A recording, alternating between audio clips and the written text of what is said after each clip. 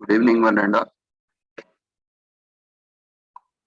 We welcome you to the International Webinar Series on Holistic Health, Well-being and Sustainable Development 2022.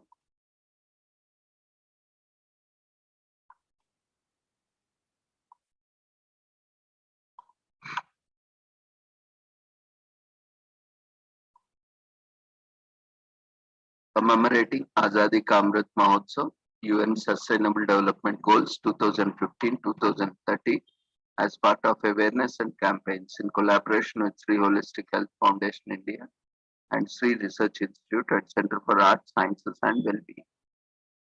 Before we start our session, let's take the blessings of Almighty.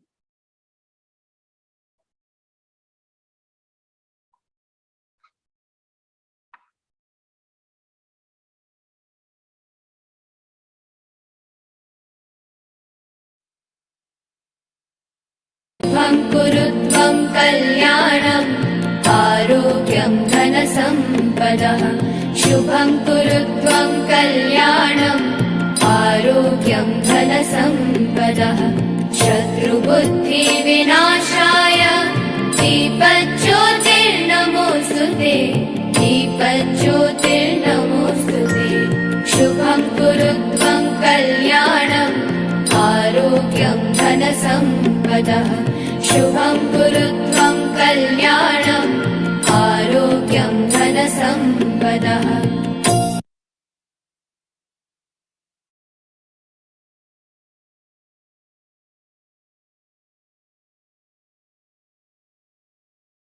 Blessings of Almighty, we shall continue to today's session.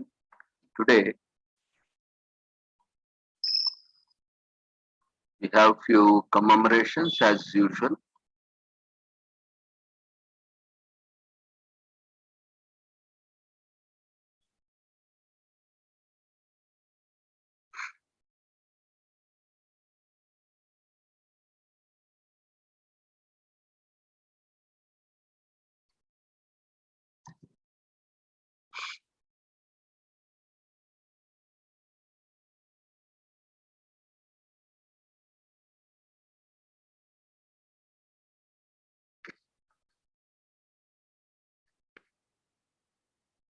Today we are commemorating International Day for Remembrance of the Slave Trade and its Abolition with the theme for 2022, Stories of Courage, Resistance to Slavery and Unity Against Racism.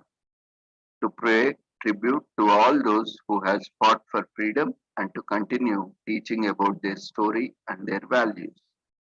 And also International Decade for People of African Descent, to 2015 to 2024 is 10 years with the theme People of African Descent, Recognition, Justice and Development. Because when we see the kind of migration that happened, especially the slave trade and, the kind of slavery, we can see the most highest is from African countries. And you can see from African countries across the world, these Africans have moved as trade slaves, and they are kept as bonded slaves in many countries through the process of trade, carrying trade. So that's why because African country is backward country and also the poorest country with lot of challenges, issues. So such a dedication, commemoration of a decade as well as a day, which is being commemorated today.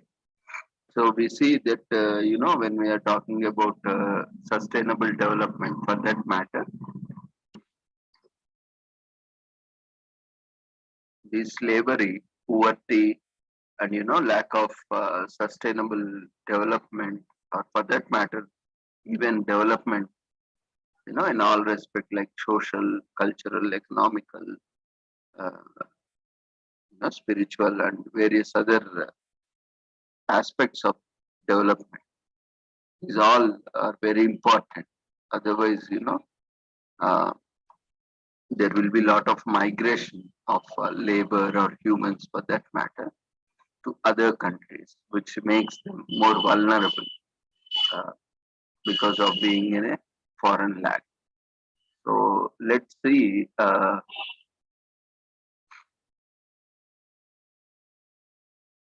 The United Nations, especially the UNESCO, on the night of 22 to 23rd August 1791 in Saint Domingue, today, the Republic of Haiti saw the beginning of uprising that would play a crucial role in the abolition of transatlantic slave trade. So it is against this background that the International Day for Remembrance of Slave Trade and its abolition is commemorated on 23rd August each year. It was first celebrated in a number of countries, in particular in Haiti on 23rd August 1998 and Goree Island in Senegal, 23rd August 1999. So this International Day is intended to inscribe the tragedy of the slave trade in the memory of all peoples. In accordance with the goals of intercultural project, the roots of enslaved peoples, it should offer an opportunity for collective consideration of the historic causes, the methods, and the consequences of this tragedy, and for an analysis of the interactions to which it has given rise between Africa, Europe, and Americas and the Caribbean. So it's time to abolish human exploitation once and for all, and to recognize the equal and conditional dignity of each and every individual. Today, let us remember the victims and freedom fighters of the past so that they may inspire future generations to build just societies, as quoted by Andre Azoulay, Director General of UNESCO. So, the Director General of UNESCO invites the Ministers of Culture of all member states to organize events every year on that day involving the entire population of the country, in particular young people, educators, artists, and intellectuals. So, as part of this call, we are also commemorating today uh, this day, you know, uh, disseminating information and also bringing out uh, awareness on this particular topic.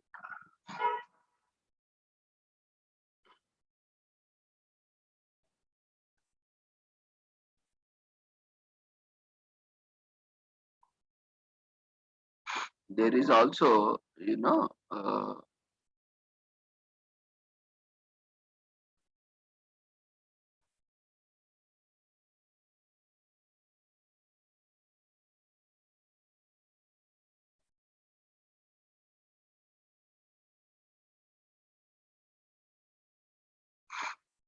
one message which we will look into.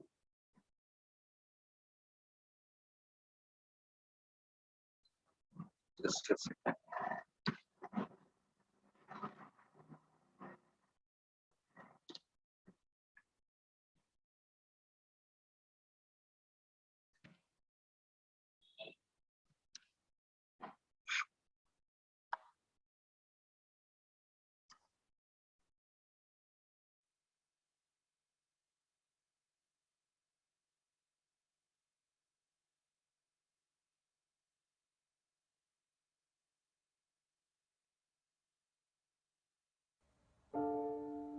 There is much that we know about the transatlantic trade in enslaved Africans, and today is a day we remember the crime against humanity, the unprecedented mass human trafficking, the degrading economic transactions, and unspeakable human rights violations.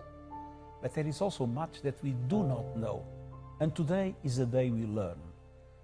Behind the facts and figures are millions of human stories, stories of untold suffering and pain, stories of families and communities ripped apart, but also stories of awe-inspiring courage and defiance against the cruelty of oppressors. We will never know every act of resistance, great or small, that slowly but surely triumphed over injustice, repression, and enslavement. But these accounts are crucial to our understanding of a past whose most pernicious and persistent legacy continues to blight our present: racism. The International Day of Remembrance of the Victims of Slavery and the Transatlantic Slave Trade is a time to learn about and reflect on such stories, to pay tribute to the millions of Africans who were torn from their homelands and communities, and to stand up in solidarity against racism everywhere. Today, people of African descent continue to confront racial discrimination, marginalization, and exclusion. The political, economic, and structural power imbalances rooted in colonial rule, enslavement, and exploitation still deny equality of opportunity and justice. On this International Day, let us stand united against racism and together build societies based on dignity, equality, and solidarity.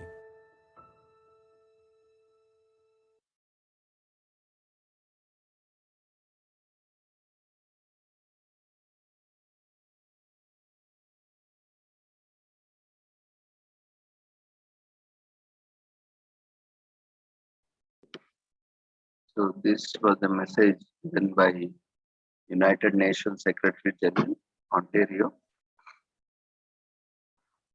So 2022 Remembrance Program, with the theme Stories of Courage, Resistance to Slavery, and Unity Against Racism. So that transatlantic slave trade is often studied and discussed at the macro level. It was a phenomenon characterized by unprecedented mass human trafficking, degrading economic transactions, and unspeakable human rights violations. But examining the transatlantic slave trade at a micro level reveals its true brutality. Behind the facts and figures are millions of human stories, the stories of those who were ripped from their homelands and families, the stories of those who fought against their oppressors, the stories of those who triumphed against all odds to win their freedom.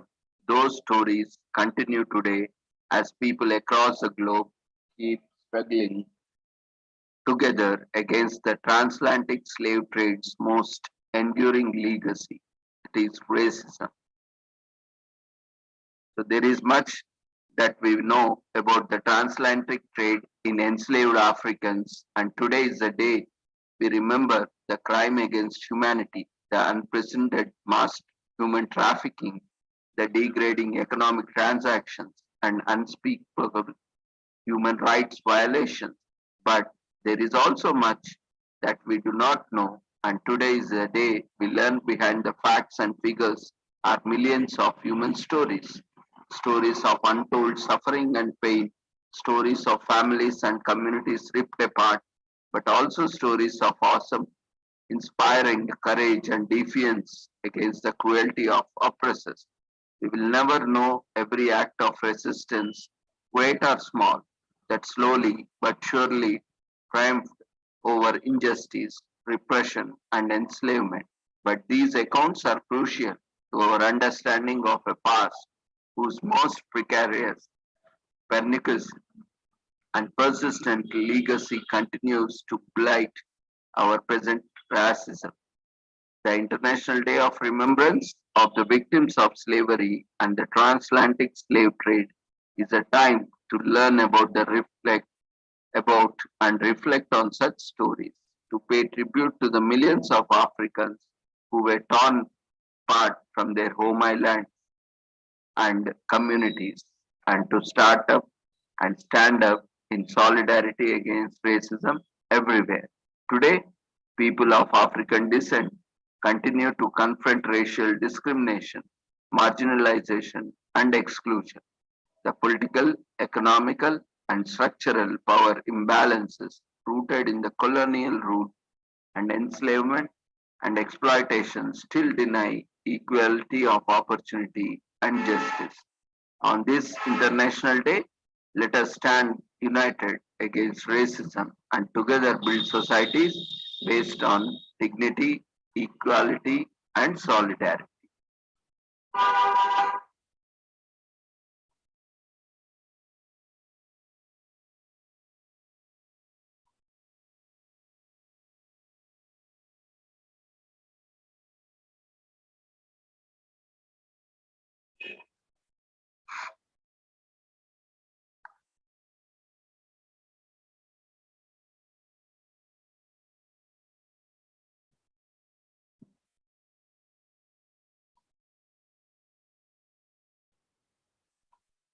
The Arc of Return is a powerful reminder of the tragic legacy of slavery in the transatlantic slave trade, an initiative of the Caribbean Community and the African Union. It serves as an opportunity for reflection on the more than 18 million men, women, and children that were enslaved and transported in harsh conditions to the Americas.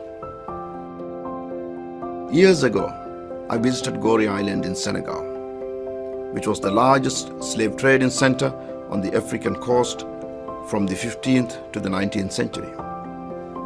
I saw the small spaces, imagining the crowded rooms where the enslaved persons were packed. I will never forget the feeling of sorrow and distress, thinking on those who went through the very small door overlooking the Atlantic Ocean, a point of no return. The Arc of Return, much like Gorée Island, seeks to remind us of the brutality of slavery and the slave trade. Slavery was not only a dreadful individual ordeal, but a cultural trauma whereby a group of people was subjected to such inhuman pain and torture that it dehumanized their existence, their group identity, values, feelings, and their cultural worldview.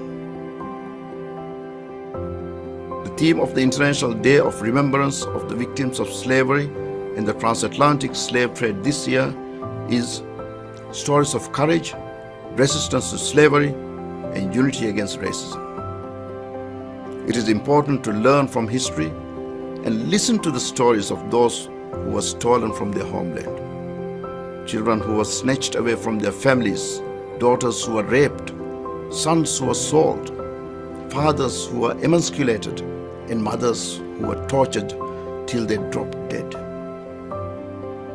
We must discuss the legacy of slavery, especially in the marginalization of persons of African descent who are still denied justice and equality. We must stand in solidarity, united against these inequalities. This dark chapter of our history should never be whitewashed. Let us raise our voices as we continue to fight against racism and prejudice around the world, inspired by the stories of courage, resistance to slavery, and unity against racism.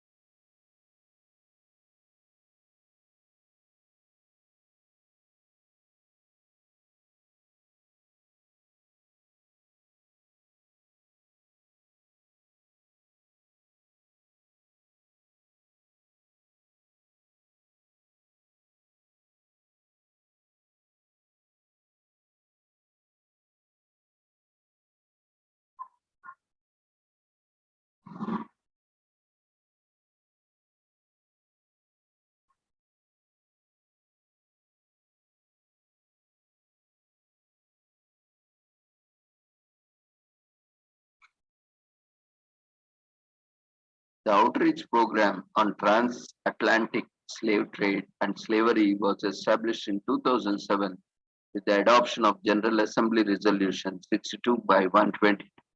The program raises awareness of the history of the transatlantic slave trade, its impact on the modern world, and its legacies, including racism and prejudice. Over the years, the program has established a global network of partners, including from educational institutions and civil society, and develop resources and initiatives to educate the public about this dark chapter of history and also promote action against racism.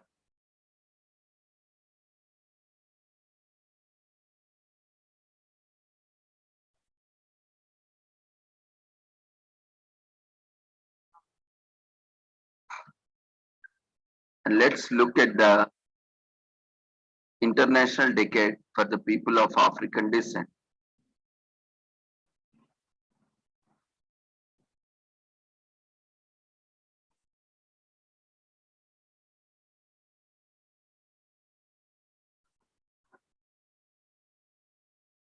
As proclaimed by General Assembly, the theme for the International Decade is People of African Descent, Recognition, Justice, and Development.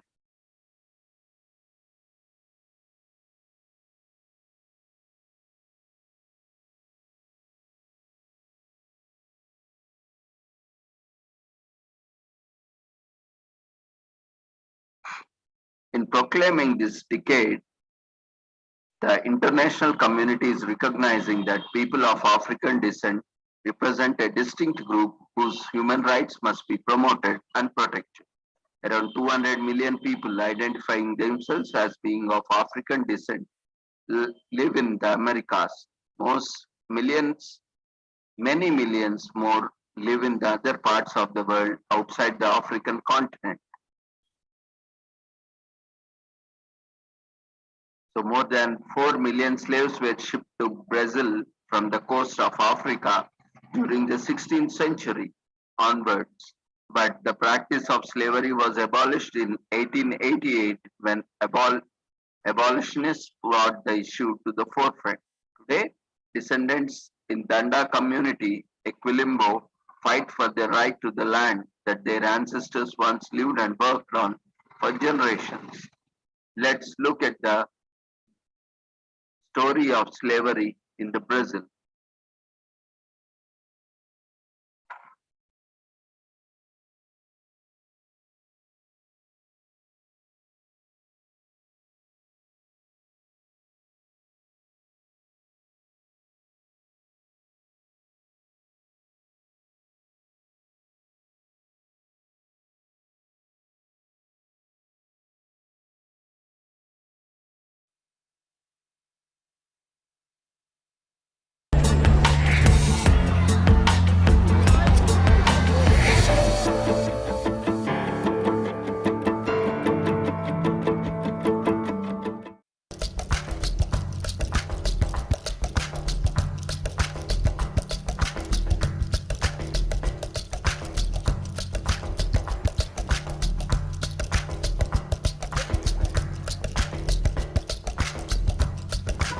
Victims of the transatlantic slave trade and their descendants have shaped Brazil's economy, politics, spirituality, art, culture, and sports.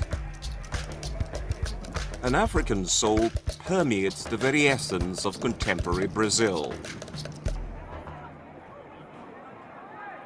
Back in the 16th century, one of the most appalling tragedies in humanity took place: the transatlantic slave trade.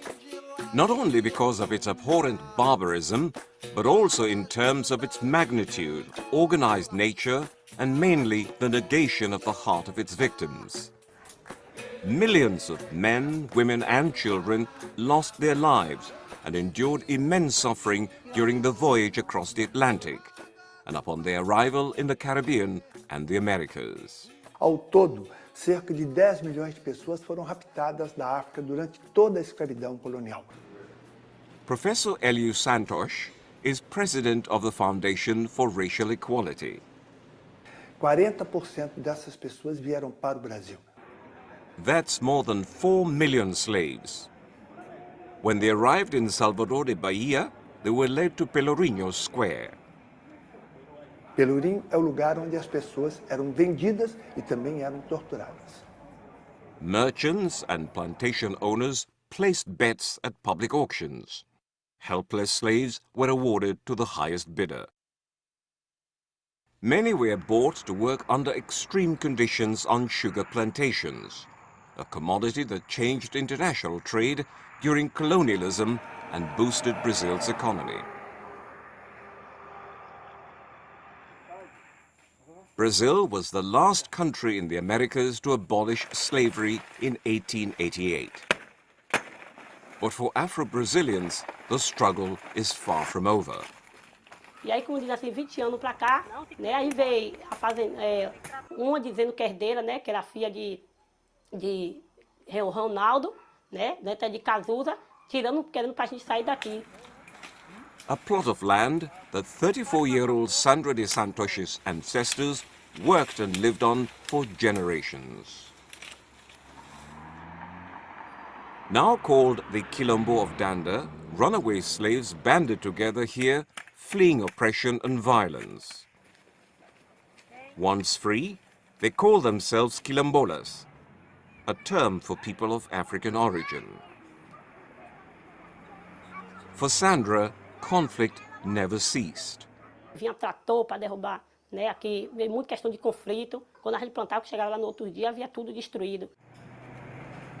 Recalling the hardship her ancestors endured during slavery, Sandra knew she had to fight back, or she and her community would lose everything. E aí foi no momento que eu parti, né, me se tornei uma líder. Chega em sofrimento, abaixa meus bisavôs, meus avós, agora meus pais. Eu não vou querer isso, né, futuramente. In 2003, Sandra heard about a new law introduced by the government that could help save Danda. She turned to INCRA, Brazil's National Institute for Colonization and Agrarian Reform, to find out more. Richard Turciano is Director of Planning and Land Structure at INCRA. Ato do governo que aponta a possibilidade efetiva de resgatar esses territórios e devolver essas terras a essas comunidades quilombolas, né, e a garantir e fazer efetivamente a justiça àqueles que historicamente foram injustiçados e excluídos na história do país. But even with the new law, for years, nothing happened. Then, in 2009, there was renewed hope when former President Lula made a bold step. O presidente Lula, aqui nesse estado, na Bahia, na Praça Castro Alves, assina 30 decretos que declaram de interesse social os primeiros 30 territórios quilombolas para que a gente tenha condições de desapropriar e devolver essas terras a essas comunidades. Some 200 descendants of slaves live in Danda today. While they wait for a solution to their dispute, they continue to work the land, maintain their culture and age-old traditions, passed down by their ancestors. To acknowledge their contribution to human history and to promote and protect their human rights, the United Nations has set aside an international decade for people of African descent, which began in January 2015. The decade bears the theme of recognition, justice and development. According to the UN High Commission of Human Rights, Mr. Zaid Ra'ad Al Hussein, it is hoped that this decade will bring an end to discrimination against people of African descent.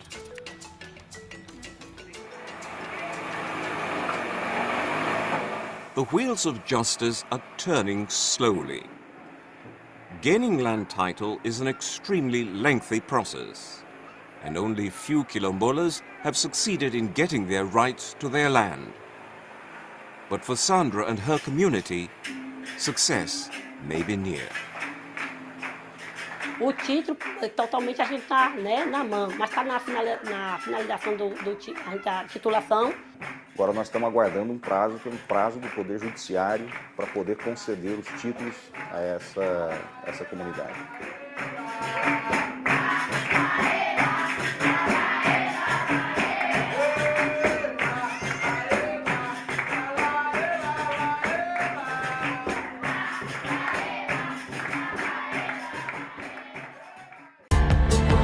This report was produced by Mary Ferreira and Olivier Jonas for the United Nations.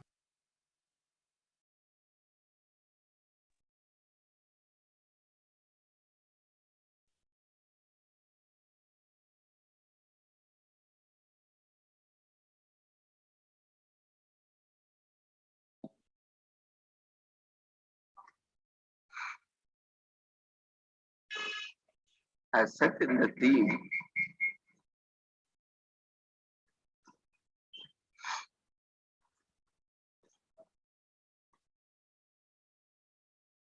recognition, justice, and development. Let's look into detail of each of these three. Recognition, the right to equality and non-discrimination. States should remove all obstacles that prevent their equal enjoyment of all human rights, economical, social, cultural, civil, and political, including the right to development, promote the effective implementation of national and international legal frameworks, withdraw reservations contrary to the object and purpose of International Convention on the Elimination of All Forms of Racial Discrimination, and consider withdrawing other reservations, undertake a comprehensive review of domestic legislation with a view of identifying and abolishing provisions that entail direct or indirect discrimination, adopt or strengthen comprehensive anti-discrimination legislation and ensure its effective implementation, provide effective protection for people of African descent, and review and repeal all laws that have a discriminatory effect on people of African descent facing multiple, aggravated, or intersecting forms of discrimination, adopt, strengthen, and implement action-oriented policies, programs, and projects to combat racism, racial discrimination, xenophobia, and related intolerance designed to ensure full and equal enjoyment of human rights and fundamental freedoms by people of African descent. States are also encouraged to elaborate national plans of action to promote diversity, equality, equity, social justice, equality of opportunity, and the participation of all. Establish and or strengthen nationality mechanisms or institutions with a view to formulating, monitoring, and implementing policies to combat racism, racial discrimination, xenophobia, and related intolerance, and promoting racial equality with the participation of representatives of civil society. As appropriate, establish and or strengthen independent national human rights institutions in conformity with the Paris Principles and or similar mechanisms with the participation of civil society, and provide them with adequate financial resources, competence, and capacity for protection, promotion, and monitoring to combat racism, racial discrimination, xenophobia, and related intolerance.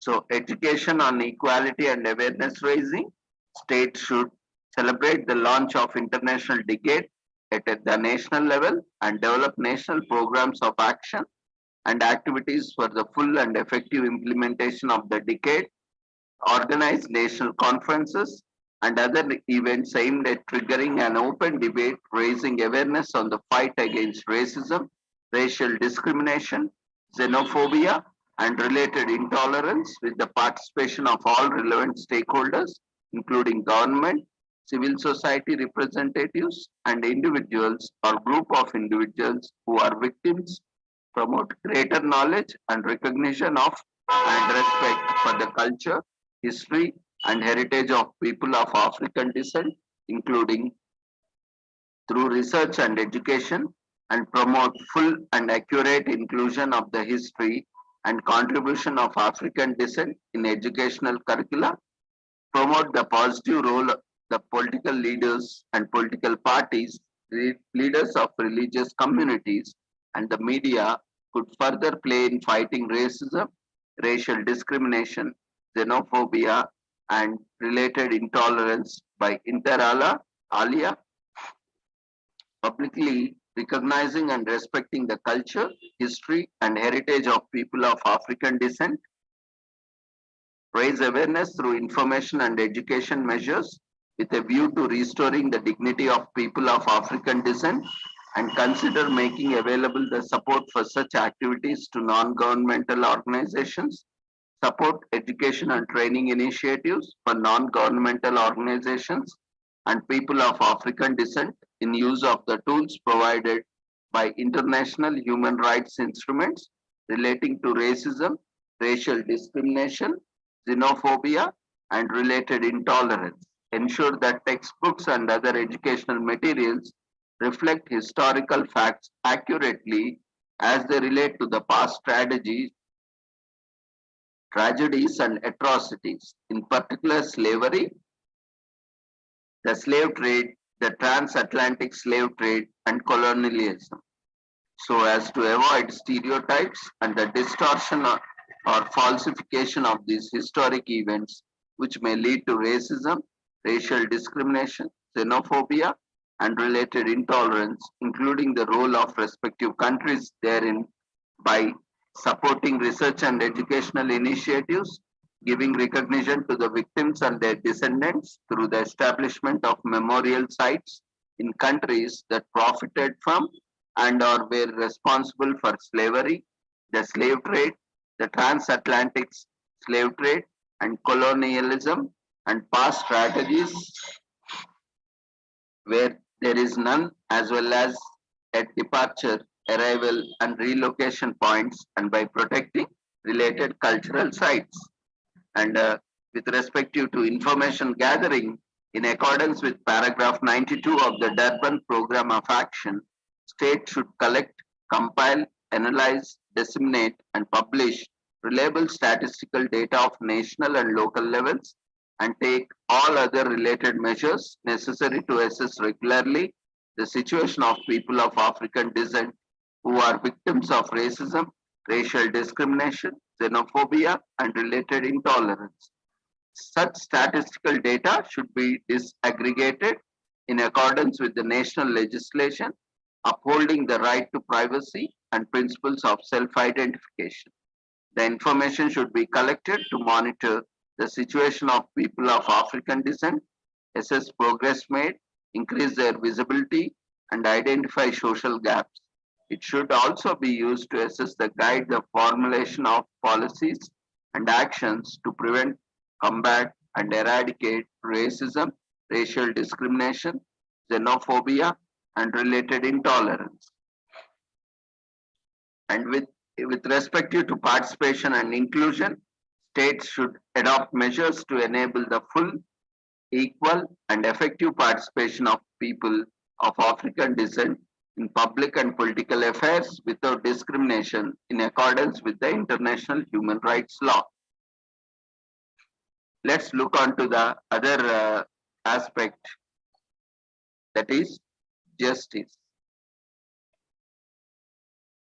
So access to justice, states should provide and take further measures by introducing measures to ensure equality before the law, notably in the enjoyment of right to equal treatment before the tribunals and all other organs administrating justice, designing and implementing, enforcing effective measures to eliminate the phenomenon popularly known as racial profiling, eliminating institutionalized stereotypes concerning people of African descent, and applying appropriate sanctions against law enforcement officials who act on the basis of racial profiling, ensuring that people of African descent have full access to the effective protection and remedies through the competent national tribunals and other state institutions against any acts of racial discrimination, and the right to seek from such tribunals just and adequate reparation or satisfaction for any damage suffered as a result of such discrimination, adopting effective and appropriate measures, including legal measures, as appropriate to combat all acts of racism, in particular with the dissemination of ideas based on racial superiority or hatred, incitement to racial hatred, violence or incitement to racial violence, as well as racist propaganda activities and participation in racist organizations. States are also encouraged to ensure that such motivations are considered an aggravating factor for the purpose of sentencing. Facilitating access to justice for people of African descent who are victims of racism by providing the requestee legal information about their rights and providing legal assistance when appropriate. Preventing and punishing all human rights violations affecting people of African descent, including violence, acts of torture, inhuman or degrading treatment, including those committed by the state officials. Ensuring that people of African descent, like all other persons, enjoy all guarantees of a fair trial and equality before the law as enshrined in the relevant international human rights instruments, and specifically the right to the presumption of innocence, the right to assistance of counsel and to the interpreter, the right to an independent and impartial tribunal, guarantees of justice, and all rights to which prisoners are entitled.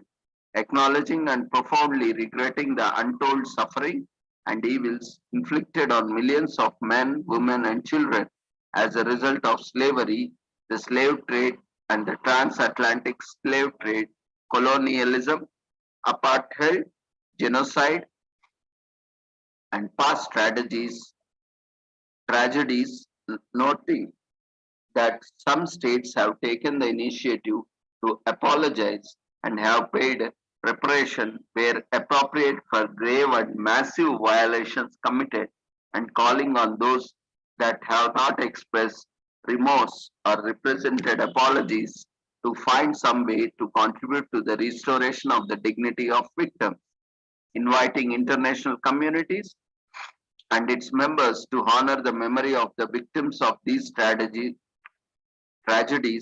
with a view of closing those dark chapters in the history, and as means of reconciliation and healing, further noting that some have taken the initiative of regretting or expressing remorse or presenting apologies, and calling on all those that have not contributed to restoring the dignity of the victims to find appropriate ways to do so, and to this end appreciating those countries that have done so, calling upon the states concerned to the appropriate and effective measures to halt and reverse the lasting consequences of those practices, bearing in mind their special obligations.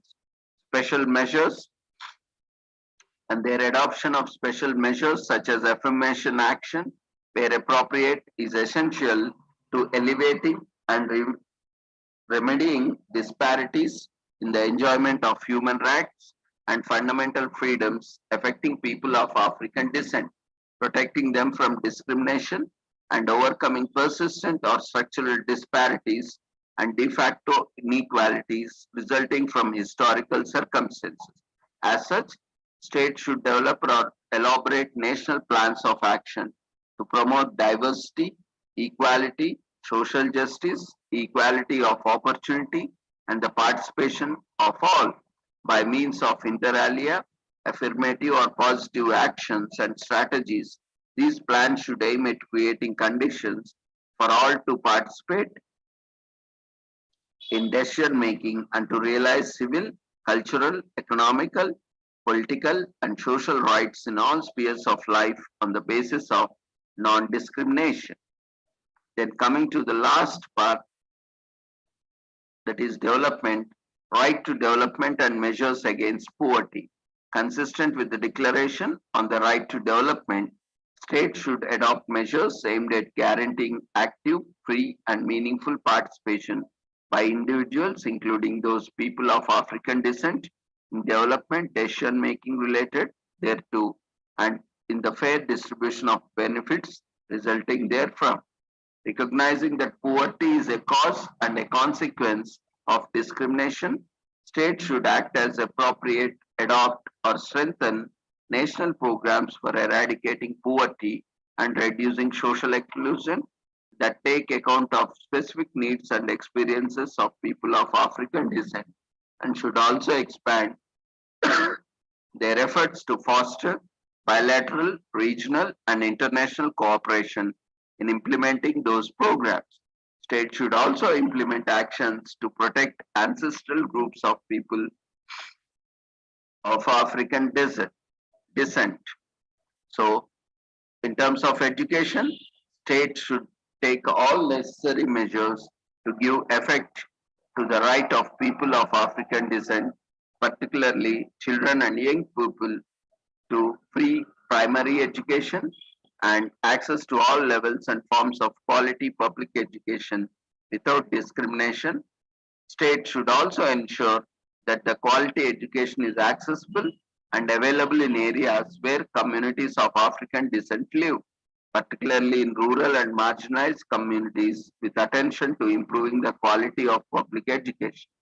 And also, state should take measures to ensure that public and private education systems do not discriminate against or exclude children of African descent and that they are protected from direct or indirect discrimination, negative stereotyping, stigmatization, and violence from peers or teachers. To this end, training and sensitization should be provided to teachers and measures should be taken to increase the number of teachers of African descent working in educational institutions.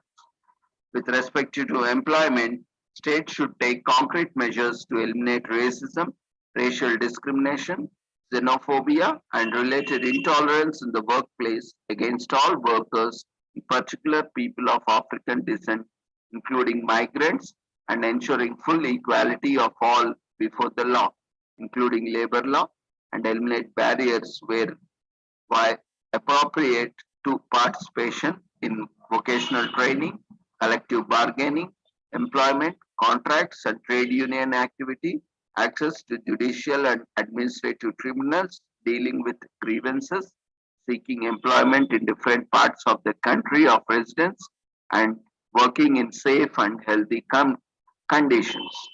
So with respect to the health, states should take measures to improve access to quality health services to the people of African descent.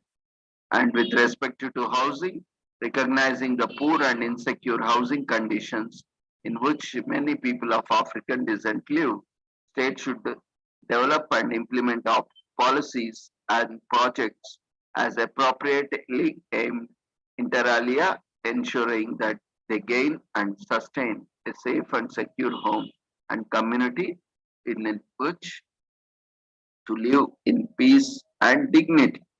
So with this, we have discussed on the theme for International Decade of African Descent. So people of African descent, recognition, justice and development.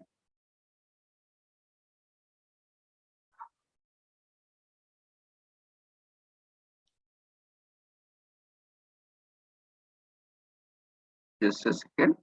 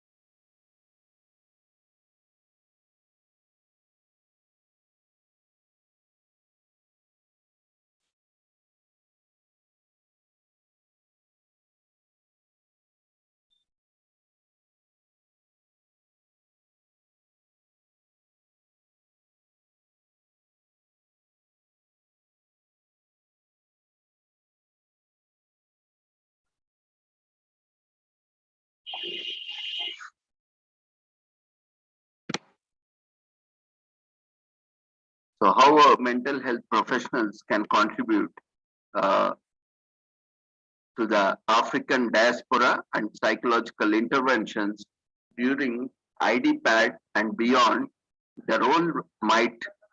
what role might psychologists play in order to support the recognition, justice, and development of people of African descent around the world? First, it is important to become self-educated in how we, as human beings and as psychologists or social workers or counselors, might infuse our evidence-based psychological principles or social work principles or counseling principles to promote equality and empowerment across racial divides in order to rescue or reduce the consequences of racism, discrimination, and prejudice. So psychologists, social workers, and counselors have a role in our global society to provide frameworks for healing human suffering. Part of the responsibility is to educate and sensitize ourselves regarding the injustices that result from racism. Reciprocally, then, we also have a responsibility to society to actively respond to and ameliorate oppression from results from violations of human rights that contribute to the suffering of those vulnerable. One might begin with this educated process by reading APA's 12 Paths to a Better America, Preventing Discrimination and Promoting Diversity. From a strong tradition of research that deepens our understanding of the psychology of discrimination and injustice, psychologists have created the tools and practices to contribute to the 3 IDPAD objectives. A wealth of psychological research demonstrates that the damaging effects of racism are not only interpersonal, but also embedded in institutional forms as well as in various structures of human society.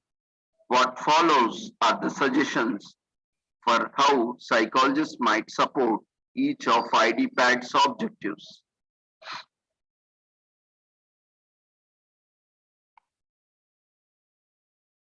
These include recognition goal, justice goal, development goal.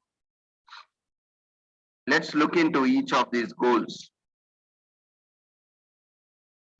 or the IDPAD's objectives.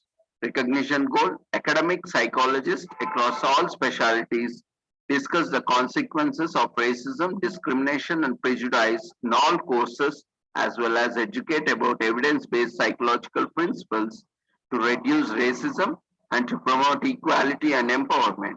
Ongoing research in all disciplines may contribute to our depth of understanding of intolerance and may provide a scientific impetus for social change, raise awareness of the contributions made by the people of African descent in course readings and classroom presentations.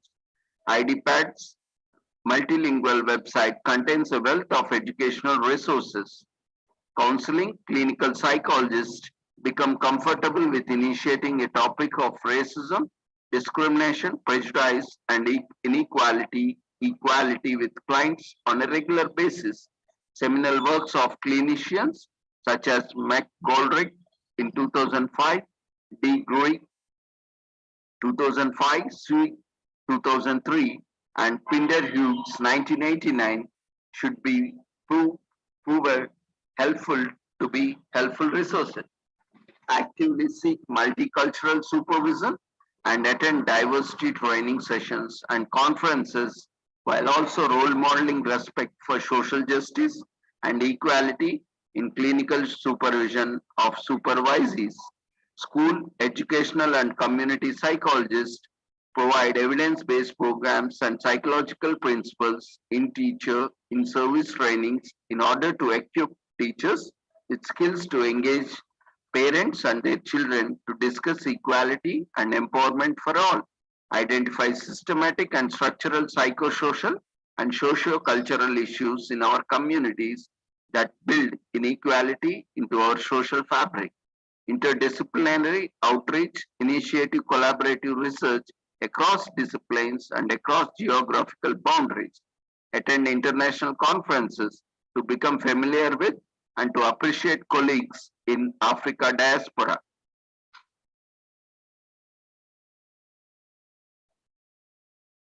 Now, let's look at the justice goal.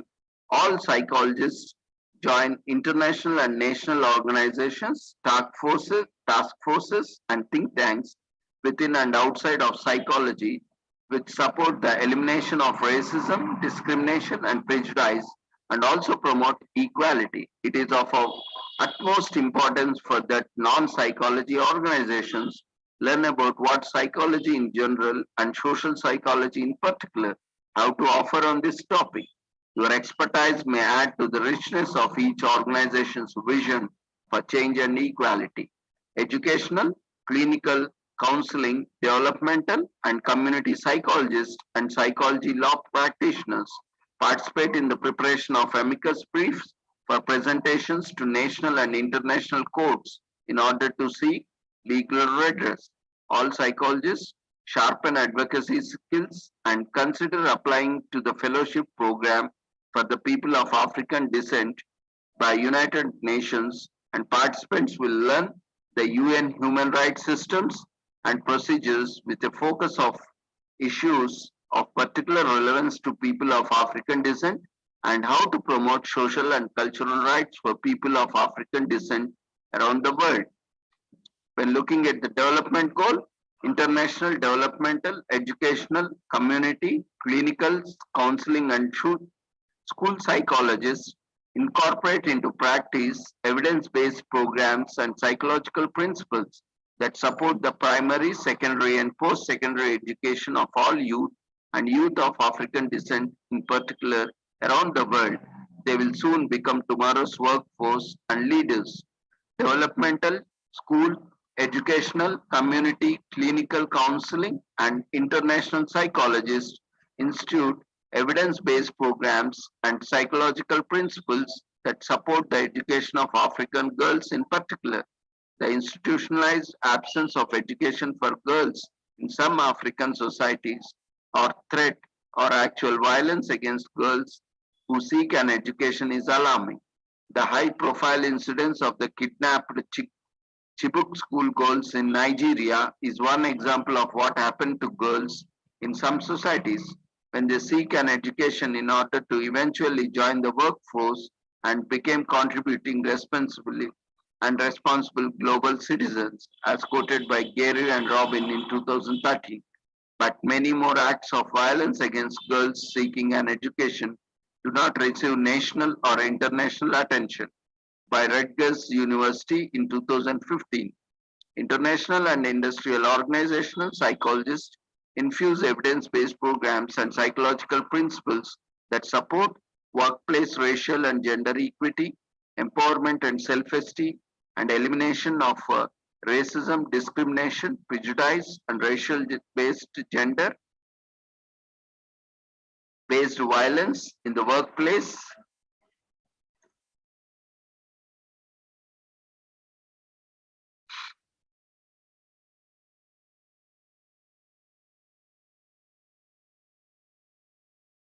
So, as conclusion, racism in its many forms remains a persistent obstacle to the realization of fundamental human rights. Evidence to support this observation comes from many sources, including a history of psychological research on racism and its ramifications across persons, institutions, and various structures of the society. The International Decade for People of African Descent have been established by UN staffers to focus the world's attention on both the ongoing suffering and impressive achievements of the persons of the African diaspora. Women and men of African descent have made major contributions to the societies throughout the world in the fields of government, business, healthcare, the arts, and beyond. Nonetheless, it is clear that significant vulnerability remains for those of African descent in all regions and on virtually every continent. So psychologists possess tools and opportunities to address the injustices of oppression and racism resulting from prejudice.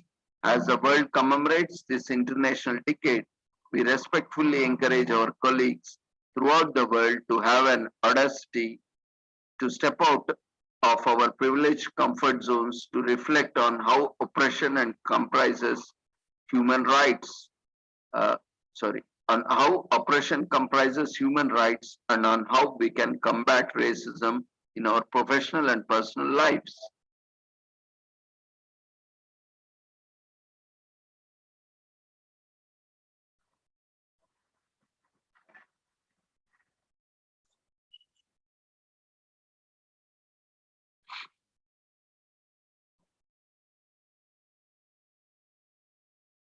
This United Nations International Decades for the People of African Descent, there are around 200 million people identifying themselves as being of African descent live in Americas. Many millions were more live in other parts of the world outside of African continent, whether as descendants of the victims of transatlantic slave trade or more recent migrants, they constitute some of the poorest and most marginalized groups. Studies and findings by international and national bodies demonstrate that people of African descent still have limited access to the quality education, health services, housing, and social security. Children posed in the camp for internally displaced people, you know, in Haiti 2012, in many cases, their situations remains largely invisible and insufficient recognition and respect has been given to the efforts of people of African descent to seek redress for their present condition. They all too often experience discrimination in their access to justice and face alarmingly high rates of police violence together with racial profiling. Furthermore, their degree of political participation is often low, both in voting and in occupying political positions. In addition, people of African descent can suffer from multiple aggravated or intersecting forms of discrimination based on other related grounds such as age, sex, language, religion, political or other opinion, social origin, property, disability, birth, or other status.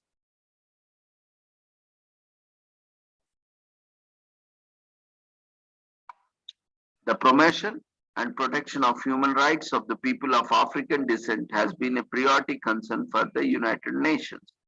The Durban Declaration and Program of Action acknowledge that people of African descent were victims of slavery, the slave trade and colonialism, and continue to be victims of their consequences.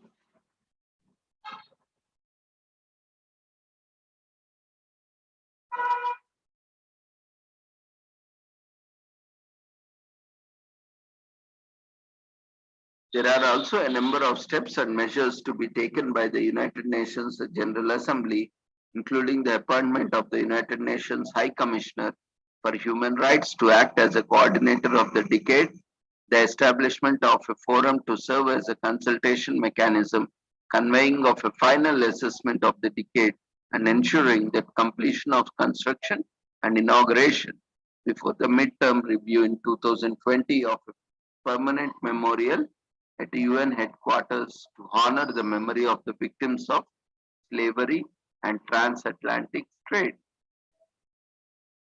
So with this, we shall conclude the commemoration of this both day and decade.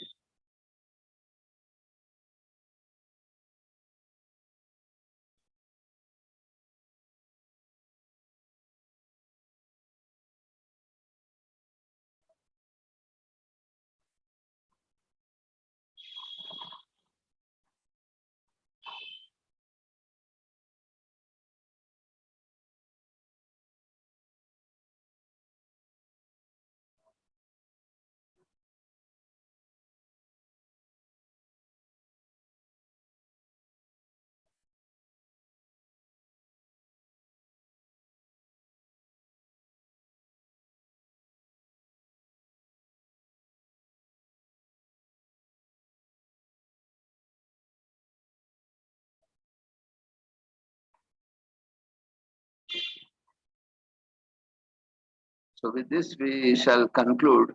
And there is one topic left, that is, breastfeeding and sustainable development, that has been already discussed in earlier sessions. And we can discuss it tomorrow. And thank you everyone for joining us and for being with us on this topic. So I will be sharing the feedback form in the chat box. Kindly fill up the feedback form before you leave the session. So thank you once again on behalf of Sri Holistic Health Foundation India and Sri Research Institute Center for Art Sciences and Wellbeing. Wish you all the success. So take care. Good night.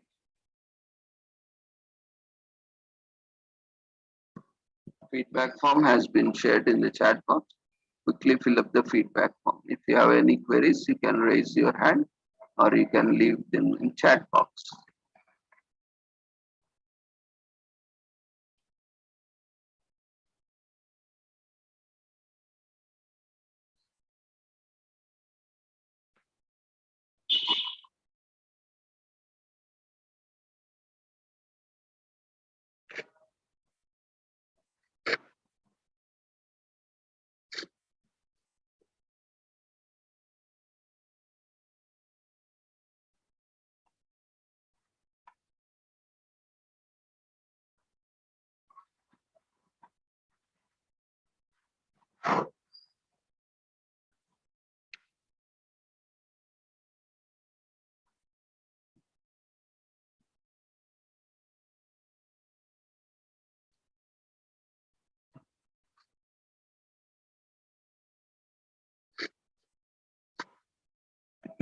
Kindly find the feedback link in the chat box and quickly fill up the feedback form. The first link in the message is feedback form, and others are related websites where you can look for your certificates and further information. Telegram channel link is also provided along with the Facebook group where you can get all the updates along with the website address.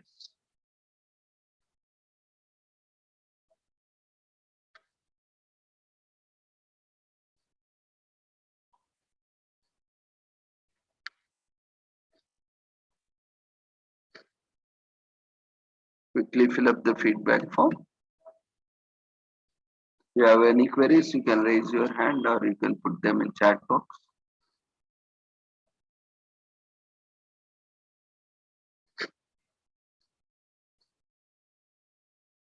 After filling the feedback form, you may leave the platform. Thank you. See you all tomorrow at the same time. Take care. Good night.